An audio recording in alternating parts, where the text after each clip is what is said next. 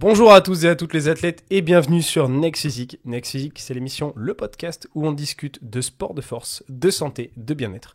Et aujourd'hui, on est parti pour un nouvel épisode de Talk Information. Dans ce mois de 3 épisodes, on est sur un mois intermédiaire. Vous le savez, on a un mois avec 2 gros épisodes d'information comme on a fait le mois dernier avec les kinés sur les blessures. Ce mois-ci, du coup, on est sur des talks, sur des nouvelles, sur des études qui viennent de paraître, des choses hyper intéressantes. Et aujourd'hui, on va faire un petit sujet qui, pour moi, ne fait pas vraiment un gros sujet. On n'a pas besoin d'en parler pendant 40 ans pour savoir à peu près tout ce qu'il faut savoir. Aujourd'hui, on va discuter nutrition exceptionnellement avec les oméga 3. Alors, le sujet des oméga 3, ça fait un petit moment que vous me l'avez demandé. C'est aussi un sujet que je trouve hyper intéressant pour améliorer les performances d'un individu, mais aussi bien sa santé de base, puisque beaucoup de personnes ne font pas attention à leurs oméga 3 et se retrouvent très souvent avec un bilan au niveau du cholestérol et de la qualité de sa répartition entre le LDL et le HDL qui peut être nettement détérioré. Et donc, là-dessus, moi, ce qui m'intéresse aujourd'hui, c'est de discuter avec vous, bien sûr, de la présentation, d'accord ? On va voir un petit peu qu'est-ce qu'on va faire aujourd'hui. Aujourd'hui, écoutez, on va d'abord définir qu'est-ce que c'est que les oméga 3, qu'est-ce qu'on retrouve dans les oméga 3, où est-ce qu'on les trouve. Ensuite, on va discuter des bienfaits, quels sont les bienfaits des oméga 3. On va bien sûr parler en même temps de la nécessité des oméga 3, parce que c'est pas seulement des bienfaits, les oméga 3 sont une nécessité. Voilà, c'est posé direct. Aujourd'hui, je vais pas tourner autour du pot, j'ai la flemme, je vous avoue. J'ai pas envie de faire un « mais peut-être que gna YouTube, tac tac ». Non, c'est bon, allez. Aujourd'hui, on perd pas notre temps. On va direct à la réponse. Je pense que ça vous va aussi. Je veux pas vous faire poireauter avec des « peut-être que ». Aujourd'hui, j'y vais direct. Donc, on a les bienfaits et la nécessité. Ensuite, on va parler des sources alimentaires un peu plus en détail. Donc là, vous pouvez en retrouver. Comment, du coup, avoir ces oméga 3 et réussir à répondre à ces enjeux qu'on aura cités avant. Et après, je vais vous donner quelques recommandations concernant la consommation d'oméga 3. Ça va ? Je pense que vous êtes chaud pour aujourd'hui. Moi, je suis chaud en tout cas. Là, aujourd'hui, on ne tergiverse pas. On va à notre sujet. Bon, alors les oméga 3, on a plusieurs types. Les oméga 3, de manière générale, c'est des acides gras polyinsaturés essentiels. Ce qui signifie que notre corps ne peut pas les produire et nous devons les consommer pour obtenir des quotas qui conviennent à notre fonctionnement.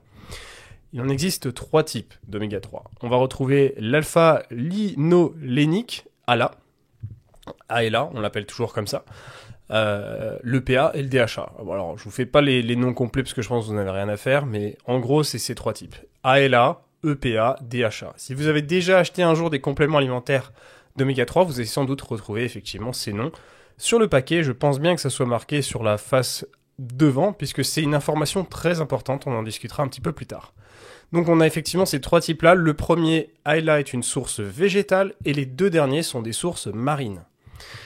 Au niveau des oméga 3, à quoi ça sert ? Alors le premier, je vais classer en fait ça en 5 parties, 5 sous-catégories on va dire, sur les bienfaits et l'utilité des oméga 3, et je vais les classer par ordre d'importance, ce que je juge du plus au moins important. La première, et je pense que ça, on peut pas l'enlever de sa fonction principale, c'est la santé cardiovasculaire.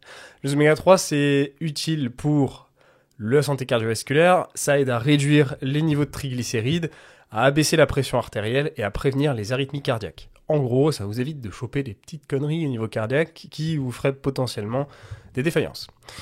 Ensuite, on a tout ce qui est cognitif et mental. Alors là aussi, c'est un autre élément qui est quand même assez important et directement utilisé pour les oméga 3, c'est votre fonctionnement sur les membranes cellulaires.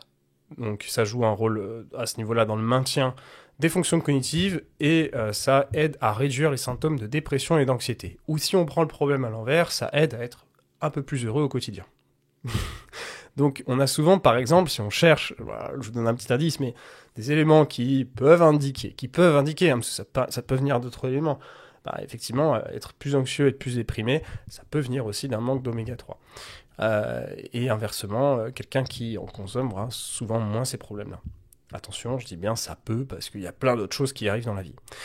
Troisième élément sur lequel les oméga 3 sont utiles, c'est au niveau du système immunitaire et des inflammations. Les oméga 3 ont des propriétés anti-inflammatoires qui peuvent réduire l'inflammation chronique, un facteur dans de nombreuses maladies ou dans de nombreuses blessures de manière générale. Maladie, je pense à l'arthrite, ou ça peut être des maladies auto-immunes. Mais après, ça peut être aussi directement sur les blessures de certaines personnes, sur le fait, par exemple, de trimballer des tendinites, d'avoir des inflammations chroniques. Chroniques, ça veut dire qu'ils reviennent régulièrement. C'est pas seulement sur des mouvements, voilà, c'est une inflammation qui est en continu.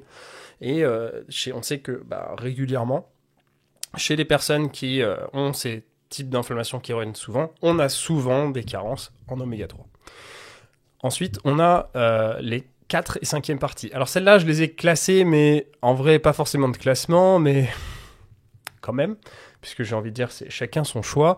J'ai mis en 4e tout ce qui est sur le prénatal et l'infantile, et en 5e, les résultats sportifs.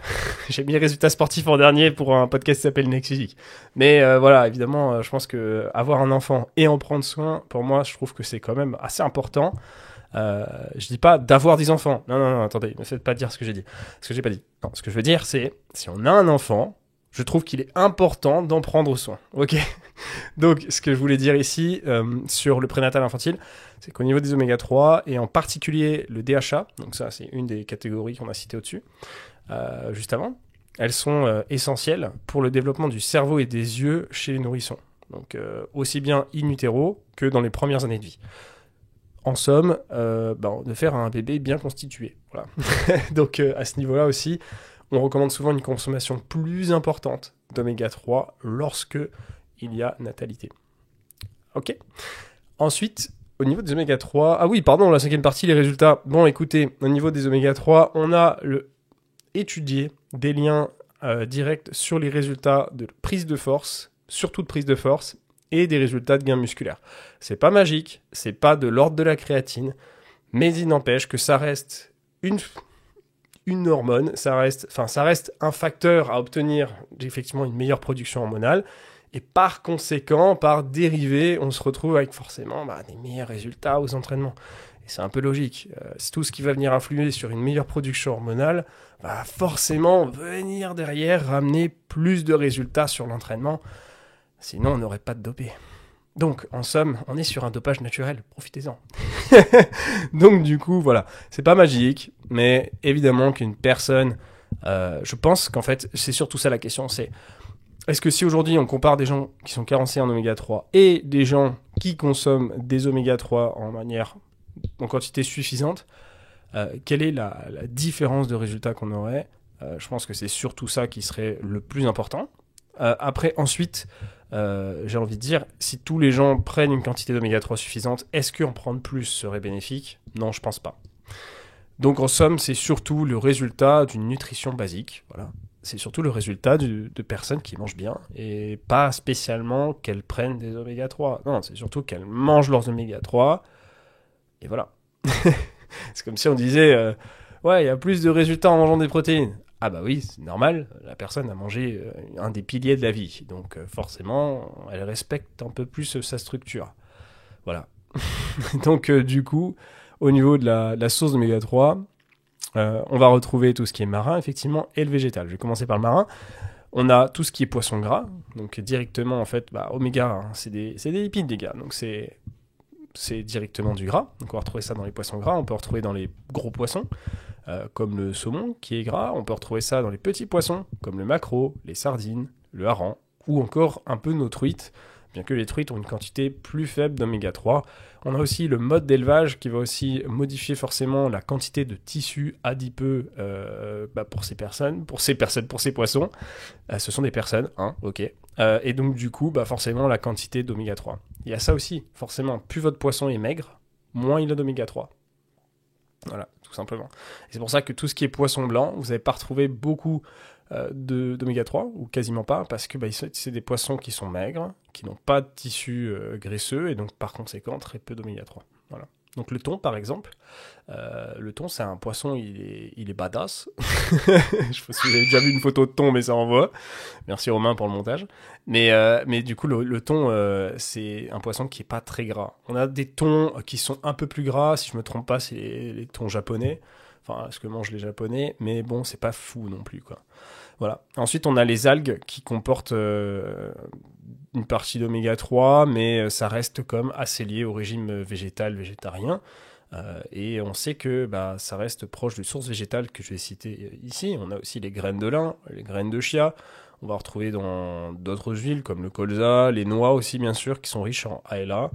On a tout ce qui est enrichi aussi, parce qu'en fait, on a des aliments qui ont eu un enrichissement, qui ont été bénéfiques à un autre animal. En gros, c'est du végétal qui a été consommé par un animal et qui nous donne un produit qui comporte du coup des oméga 3 parce que l'animal a consommé des oméga 3 végétales. Et vous allez retrouver ça par exemple dans le lait. Des fois, vous allez voir des laits avec enrichi en oméga 3. Alors non, on n'a pas rajouté normalement des oméga 3 dans le lait, en tout cas ça serait un peu bizarre. C'est surtout que la vache s'est nourrie par exemple avec directement des graines de lin par exemple. Ou alors on va retrouver ça sur des œufs, des poules qui ont été nourries aux graines de lin. On va retrouver ça sur des yaourts parfois ou d'autres. Mais en gros, c'est souvent des aliments par dérivés de consommation.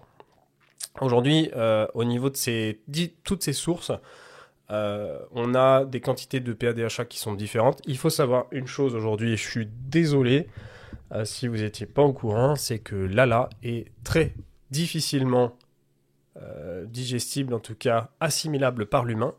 Malheureusement, on n'a pas ce qu'il faut pour synthétiser l'ALA, et donc le végétal, malheureusement, est catastrophique en termes d'assimilation. On en assimile quasiment rien.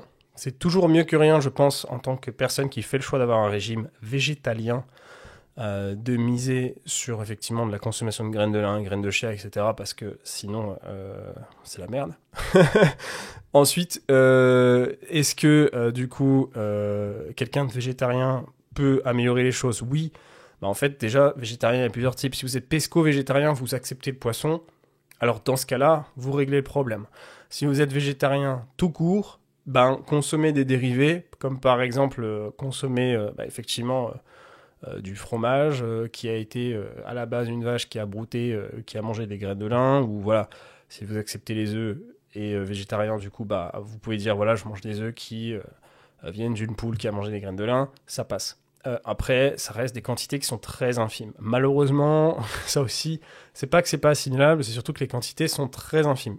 C'est sans doute mieux assimilable via un dérivé d'animal, mais en soi, ça reste des quantités vraiment dérisoires. Par contre, du coup, de manière intéressante, ce qu'on va retrouver en termes d'assimilation, c'est le PADHA qui est très bien assimilé. Ça, on n'a pas de souci au niveau marin. Et donc, du coup, forcément, les meilleures sources, et de très loin, c'est les oméga 3 directement issus des poissons. Effectivement, ce que j'ai cité, comme par exemple le saumon, le maquereau, le hareng, la sardine, voilà. À voir ce que vous avez de plus avantageux selon là d'où vous venez. Moi, je sais que, par exemple, actuellement, j'habite en Alsace.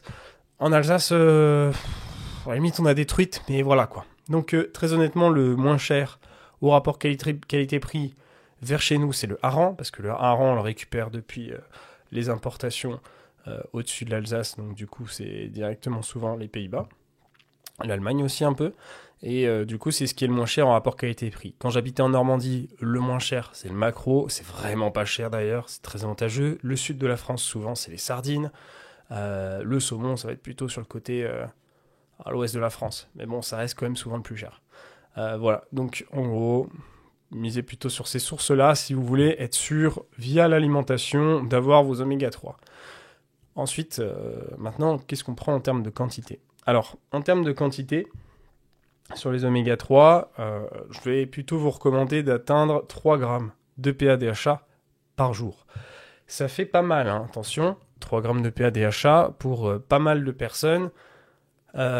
C'est beaucoup par rapport à ce que peuvent vendre certaines marques de compléments alimentaires. J'en parle juste après des compléments alimentaires, mais faites bien attention, il y en a vraiment beaucoup qui se foutent du monde, y compris sur Internet, qu'aussi bien en pharmacie. On en reparle juste après. Mais sur ces 3 grammes de PADHA par jour, alors je cite pas là et là parce que je sais même pas quelle quantité il faudrait pour être sûr d'en assimiler une manière suffisante. Aujourd'hui, c'est une balle perdue un peu pour le régime végétalien. J'ai rien contre ça et je vis avec une personne qui le fait. Mais voilà, le truc c'est que aujourd'hui, c'est sûr, c'est pas assez bien assimilé. Les oméga 3 sont un besoin qui reste de base pour un humain, malheureusement, on aura des soucis. Voilà, il faut l'accepter. Donc, on peut aussi accepter la supplémentation, mais dans ce cas-là, on n'est plus vraiment dans un vrai végétalisme. Voilà. Donc, côté quantité, 3 grammes de PADHA, vous pouvez effectivement, au niveau de la consommation de poisson, vous cantonner à 2-3 fois du poisson gras dans la semaine, et vous aurez ce qu'il faut. Après, ensuite, effectivement, ça va dépendre de la quantité. Si genre à chaque fois que vous en mangez un quart de pavé de saumon, oui, 2-3 fois par semaine, ça va pas suffire. Mais si, admettons, vous faites un pavé de saumon une fois dans la semaine, et après vous faites 2 macros, c'est bon, vous allez avoir une quantité qui sera au moins significative en termes d'oméga 3. Après, je pense qu'il n'y a pas de quantité journalière problématique, dans le sens où ça va si vous en prenez une fois par jour. J'éviterai d'en prendre plus que ça, parce que le but est quand même d'avoir un profil d'oméga 3 qui soit équilibré, parce qu'il n'y a pas que les oméga 3. Et le principe des oméga 3, souvent, et ce qui pose problème dans la population, c'est que les gens n'en mangent pas suffisamment pour équilibrer leurs oméga. Que ce soit pour des gens qui mangent peu de lipides, qui font par exemple les diètes glucovores, ou des gens qui mangent des lipides de manière normale, eh bien effectivement, il est très important d'en avoir. Voilà. Que ce soit dans les deux cas. Et on a des super études qui sont incroyables là-dessus sur les gens qui évitent de manger des lipides et qui se retrouvent quand même avec des problèmes de cholestérol. Pourquoi ? Parce qu'ils ne mangent pas d'équilibre en oméga. Et donc du coup, ils ont des problèmes mais en ayant choisi d'éviter les lipides. Ils ont des problèmes de lipides. Donc du coup, c'est assez ironique quand même, je trouve. Mais au final, en fait, l'équilibre, c'est la base. Hein. On revient toujours là-dessus, les gars. C'est toujours ça. Manger équilibré. Ensuite, du coup, effectivement, comment on fait dans sa semaine si on n'a pas toujours du poisson gras ? Supplémentation. Et là, la supplémentation, en fait, l'idée, c'est toujours de faire attention à ce que ça soit de l'EPA-DHA. Voilà. Ensuite, au niveau de la provenance, ça, c'est vous qui gérez. D'où ça vient, d'où ça sort, de quel cul de poisson, c'est à vous de voir. Maintenant, ce qui nous intéresse, c'est les quantités, effectivement, à l'intérieur, que ce soit pas forcément de là et là, parce que si, franchement, on vous vend de là et là, autant consommer des graines de lin, de chia, etc., vous aurez d'autres avantages nutritifs, plutôt que de vous retrouver à payer comme un pigeon de là et là. Je trouve que c'est un peu dommage.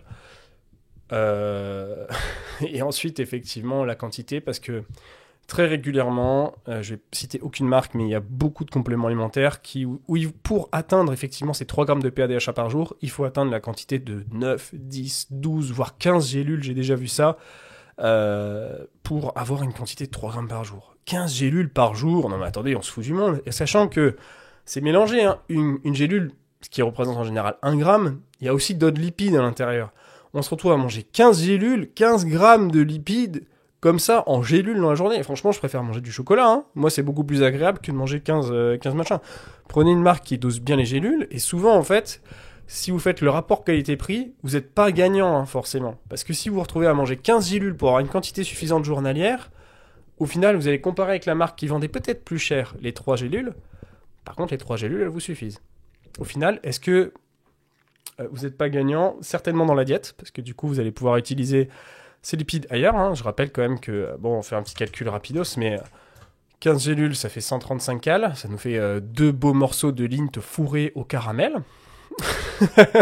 Du coup, effectivement, ça fait une addition sympathique. Donc voilà, juste attention effectivement à la quantité dans les gélules. Je vais juste citer ma marque avec laquelle je collabore, c'est NutriPure. Il y en a d'autres certainement. En tout cas, nous, on a une traçabilité du produit, on sait d'où ça vient. Et il y a 4 gélules par jour suffisent pour avoir vos quantités journalières. Voilà, basta, pas plus de gélules. Ensuite, qu'est-ce que j'avais dit au niveau des oméga 3 ? Non, c'est ça que je voulais vous dire, hein, au niveau des oméga 3, hein, c'était la quantité.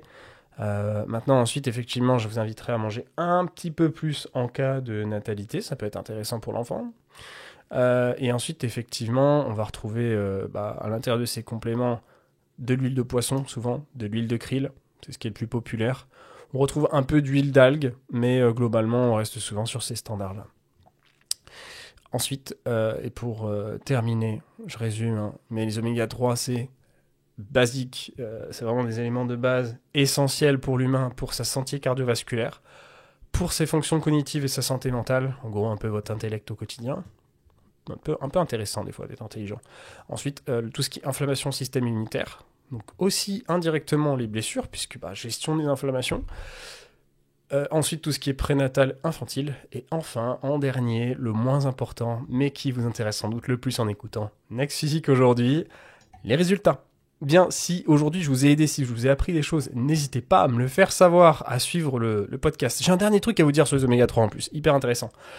Mais je fais un petit aparté là-dessus, n'hésitez pas à m'aider en retour. Si je vous ai aidé aujourd'hui, ça m'aide énormément, vous n'êtes que 10% à le faire. Pour les oméga 3, en termes de consommation, si vous choisissez du marin, essayez de ne pas manger que du saumon, les gars. Alors pourquoi je dis ça ? Parce que le saumon, malheureusement, est un gros poisson qui va choper pas mal de métaux lourds, et le problème, c'est qu'après, c'est vous qui allez le manger. Le truc, c'est que les métaux lourds, c'est assez cancérigène, donc on va éviter de manger trop de gros poissons. Donc je vous recommanderais effectivement, si vous mangez déjà, en plus du thon, des choses comme ça, d'éviter de manger du saumon 4 fois par semaine, ça commence à être beaucoup, voilà. Plus de 3 fois, j'éviterais. Personnellement, déjà vu le prix, je trouve que on va pas abuser, mais à vous de voir. Mais après c'est bon, on est d'accord. C'est je pense, oui c'est sûr, c'est mon poisson préféré, indéniablement. Team Gravlax. Bon, écoutez, j'espère vous avoir aidé aujourd'hui. J'espère que du coup vous allez prendre soin de vos oméga 3 et peut-être bénéficier de quelques points que j'ai pu citer qui peuvent effectivement pêcher chez vous.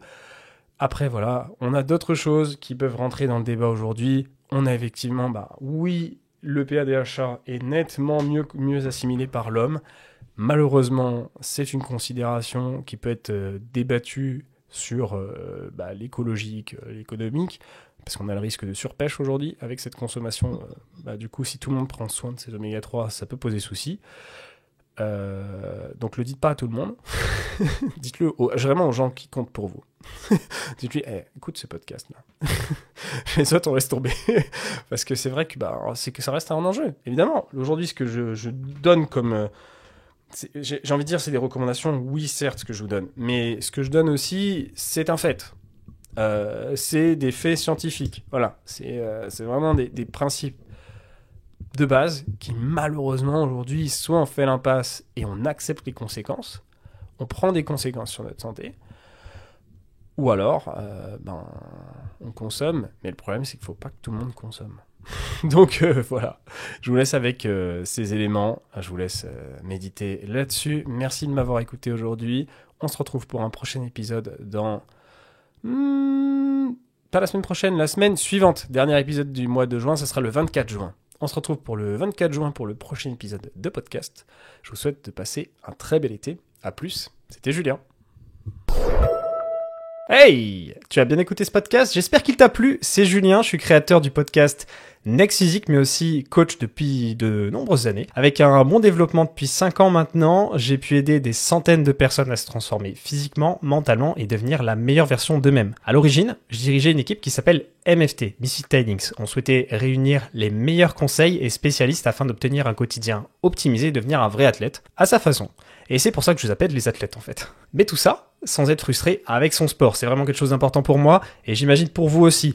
Avec un quotidien optimisé, où vous pouvez faire votre vie, tout simplement, gérer votre diète avec plaisir et désormais, je suis devenu un peu un expert en la matière. Next Physique s'inscrit dans la lignée de l'esprit de ce coaching.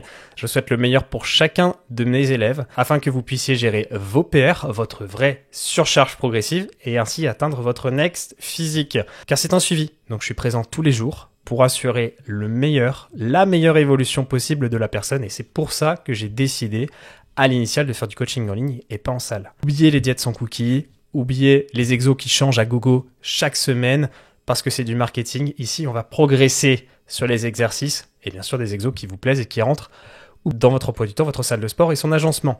C'est un tandem, ça se passe entre vous et moi pour construire une équipe qui avance ensemble. Je vous prépare le terrain, j'assure vos arrières et vous faites le job à l'intérieur du terrain. Les coachings sont sur réservation. Si tu écoutes ce podcast, c'est que tu es intéressé par l'optimisation de tes résultats et je suis sûr qu'on ira du coup loin ensemble. Contacte-moi directement sur Instagram pour qu'on en discute et qu'on regarde mes disponibilités de réservation ou qu'on s'appelle tout simplement si tu veux qu'on en discute. Plus d'informations sur le suivi en lien en description.